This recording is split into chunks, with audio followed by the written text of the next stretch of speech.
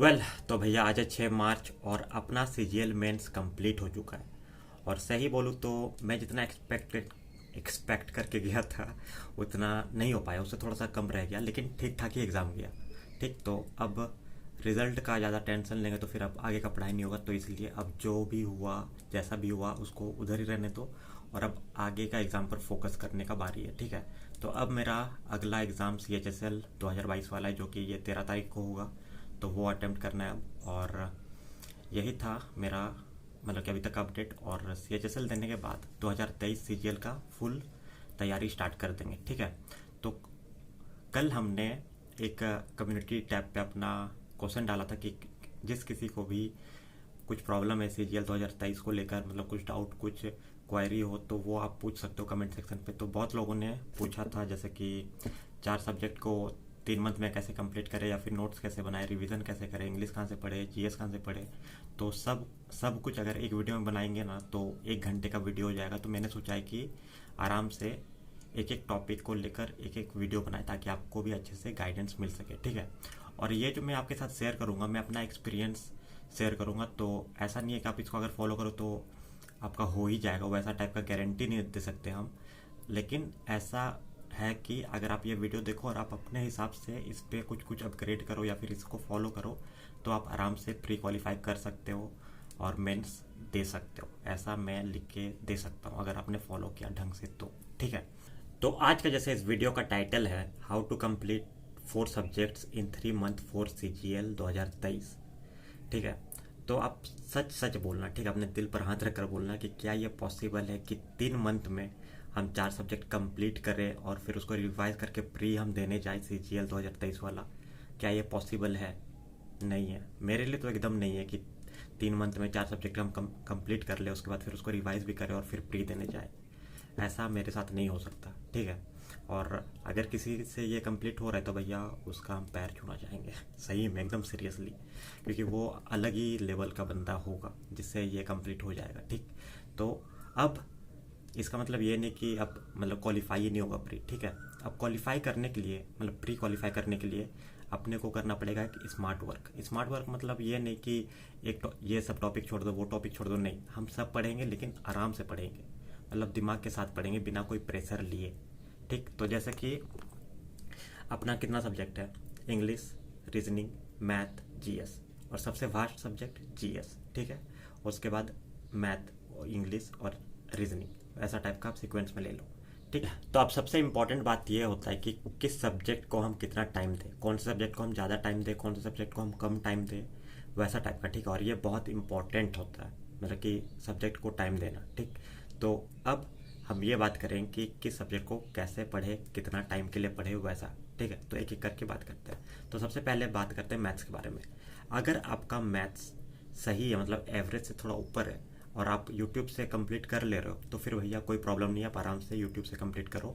और अगर आपका मैथ्स मतलब कि एवरेज है या फिर एवरेज से थोड़ा कम है मेरे तरह, तो फिर आपको मैं एक ही बात सजेस्ट करूंगा, और आप मेरा इस बात पर आंख बंद करके भरोसा कर लो। ठीक है, आप किसी भी सर का कोर्स खरीद लो, मतलब कि जिस टीचर का आपको अच्छा लगता है उस सर का आप रिकॉर्डेड कोर्स खरीद लो मैथ्स का। ठीक है, 6 या 8 महीने का, ज़्यादा से ज़्यादा 1500 16 या 1700 1800 लगेगा, उससे ज़्यादा नहीं लगेगा। ठीक है, और आप वहाँ से कंटिन्यू कर दो अपना पढ़ाई, एकदम जीरो लेवल से आप वहाँ से स्टार्ट कर दो। आपका मैथ्स आप अच्छे से पढ़ाई करोगे ना तो 2 से 2.5 मंथ में आराम से कंप्लीट हो जाएगा, उसके बाद आप आराम से रिवीजन कर सकते हो। ठीक है, वैसा टाइप का आप पे डिपेंड करता है। अगर आप चाहो तो सही में 2 मंथ में भी आप अपना पूरा मैथ्स कंप्लीट कर सकते हो, उसके बाद आप अपना पूरा रिवीजन करना स्टार्ट कर दो, वैसा टाइप का। और आपको जो टीचर सही लगता है आप उसका पेड कोर्स खरीदो, और सही में आप जीरो से स्टार्ट करो, आपका आराम से मैथ्स कंप्लीट हो जाएगा। हमने भी वैसा ही किया और मेरा अभी मैथ्स बहुत अच्छा है, बहुत ज़्यादा अच्छा हो गया है, मतलब पहले के मुकाबले। ठीक है, तो आप आंख बंद करके मेरे बात पर भरोसा कर लो, और आपको जो टीचर सही लगता है, जिस टीचर से आपको यूट्यूब पे पढ़ना सही लगता है, आप उसी टीचर का कोर्स खरीदो और पढ़ाई स्टार्ट कर दो मैथ्स का। ठीक, तो ये रहा मैथ्स के बारे में। और मैथ्स सबसे इंपॉर्टेंट है तो इसको सबसे ज़्यादा टाइम देना है, इस मतलब कि अभी जो प्री देने वाले हैं आप उससे पहले। ठीक है, और अपना दिमाग में ये सेट कर लेना कि हमको मेंस देना है और उसी हिसाब से पढ़ना। ठीक है, तो अगर आप किसी भी कोई भी कोर्स ले रहे हो तो ये मत करना कि प्री प्री वाला कोर्स ले रहे, नहीं, आप डायरेक्ट मेंस वाला कोर्स लेना और रिकॉर्डेड क्लास वाला ही लेना, ठीक है। ये था मैथ्स के बारे में, ठीक। और मैथ्स को आपको सबसे ज़्यादा इंपॉर्टेंस देना है, ठीक। उसके बाद अब बात करते हैं इंग्लिश के बारे में। तो इंग्लिश सबसे मतलब कि खेला करता है भैया सीजीएल में, सही बात बोल रहे हैं, ठीक है। तो इंग्लिश में 2 पार्ट में आप डिवाइडेड हैं, जैसे कि वोकैब और फिर एक हो गया ग्रामर, ठीक। तो वोकैब आप कहाँ से कंप्लीट कर सकते हो, अगर आप चाहो तो आपके पास कोई बुक है तो आप वहाँ से कंप्लीट कर लो, अगर आपका मतलब कि लग रहा है कि हाँ यहाँ से हो रहा है। और अगर आपके पास कोई बुक नहीं है तो हम आपको यही सजेस्ट करेंगे कि आप ब्लैक बुक खरीद लो और वहाँ से अपना वोकैब कंप्लीट करो, बहुत अच्छे से होगा और मतलब कि रेलिवेंट भी रहेगा एग्ज़ाम से रिलेटेड, ठीक है। और उसके बाद बात करते हैं ग्रामर के बारे में, ठीक। तो ग्रामर में सबसे पहले तो भैया आपको हम यही सजेस्ट करेंगे, वॉइस कर लो सबसे पहले, उसका नरेशन कर लो। अगर आपका इंग्लिश ठीक है तो ठीक है, वॉइस कर लो, नरेशन कर लो, सबसे पहले यही दोनों करो, उसके बाद बाकी का ग्रामर पोर्शन कंप्लीट करो, ठीक। क्योंकि ये दोनों हमेशा आता है, बिना आँख बंद कर रहे भी जाओगे तो ये क्वेश्चन आपको मिल जाएगा वहाँ पे, ठीक। तो ग्रामर में सबसे पहले वॉइस और नरेशन कर लो, उसके बाद आप दूसरा ग्रामर पोर्शन कंप्लीट करो। और ग्रामर पोर्शन के लिए अगर आपके पास कोई बुक नहीं है तो हम आपको सजेस्ट करेंगे कि अभी तक तो हम पढ़े नहीं है, लेकिन बहुत कोई बोलता है कि अगर आपका इंग्लिश वीक है तो नीतू मैम का वॉल्यूम 1 से कर लो, वहाँ से आपको बहुत कवर हो जाएगा। और अगर आपका इंग्लिश ठीक है तो आप एसपी बागची से कर सकते हो, अरियंत वाला, ठीक है। तो ये था इंग्लिश और मतलब इंग्लिश का जो ओवरऑल था, ठीक है। तो अब बात करते हैं रीजनिंग के बारे में।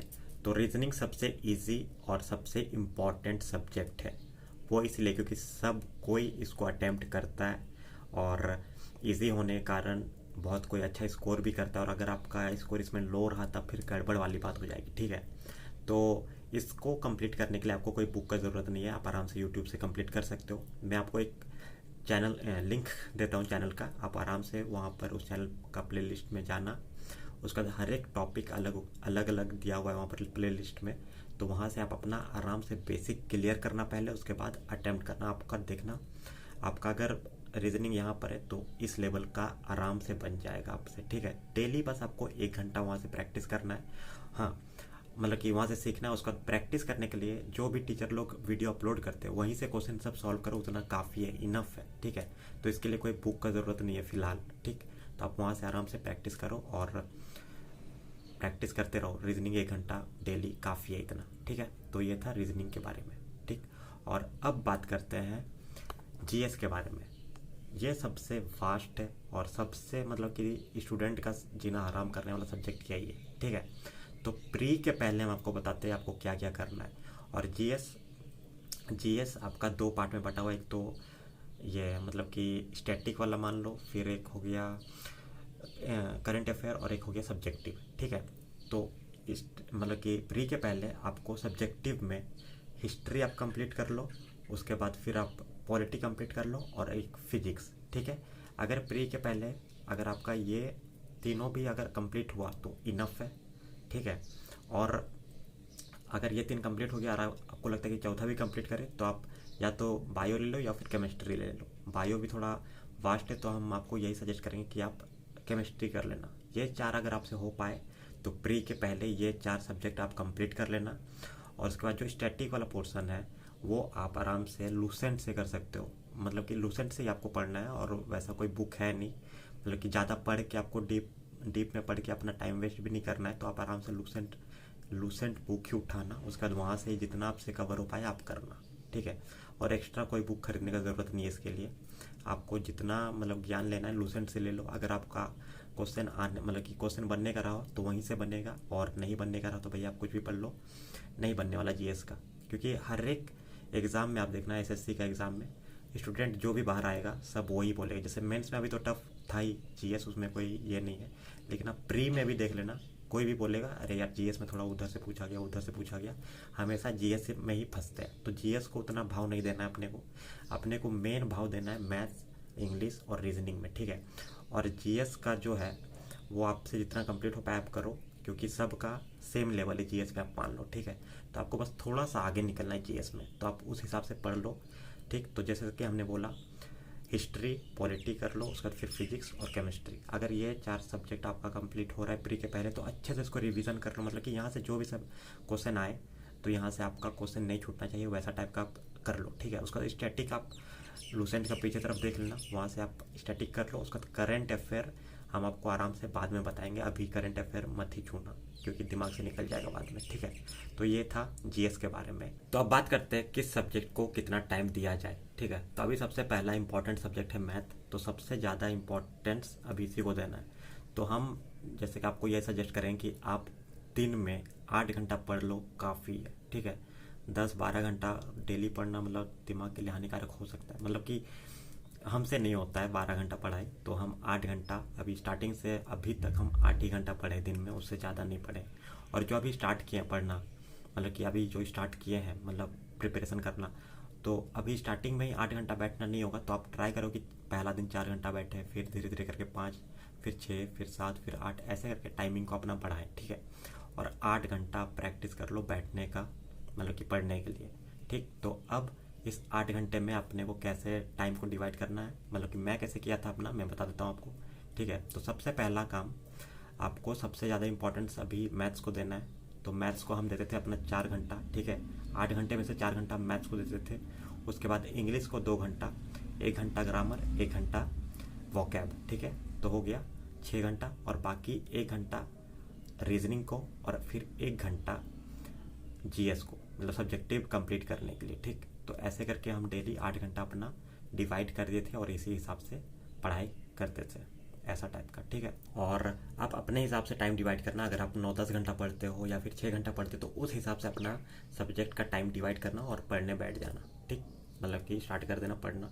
और आपको हम और एक सजेशन देंगे कि अगर आप एक फ़िक्स टाइम पे नहीं उठते तो ट्राई करो कि आप एक फ़िक्स टाइम पे उठो, क्योंकि हमने अपना पिछले वीडियो में, मतलब कि बहुत सारे वीडियोस में ये बता चुके कि एक फ़िक्स टाइम पे उठने से बहुत फ़ायदा होता है सही में।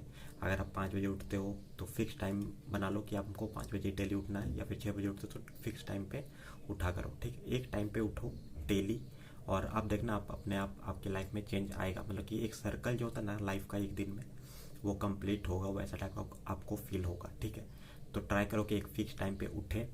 और जैसे कि अगर आप 8 घंटा पढ़ते हो तो हम जैसे 8 घंटा पढ़ते थे तो सुबह में 2 घंटा, दोपहर में खाने से पहले 2 घंटा, उसके बाद खाने के बाद मतलब कि 3 बजे से 2 घंटा, उसके बाद फिर रात को सोने से पहले मतलब कि शाम को 2 घंटा, वैसा हम डिवाइड कर लेते 4 हिस्सा में। तो आराम से हमको बिना कोई प्रेशर का हम पढ़ाई करते थे, वैसा टाइप का, ठीक है।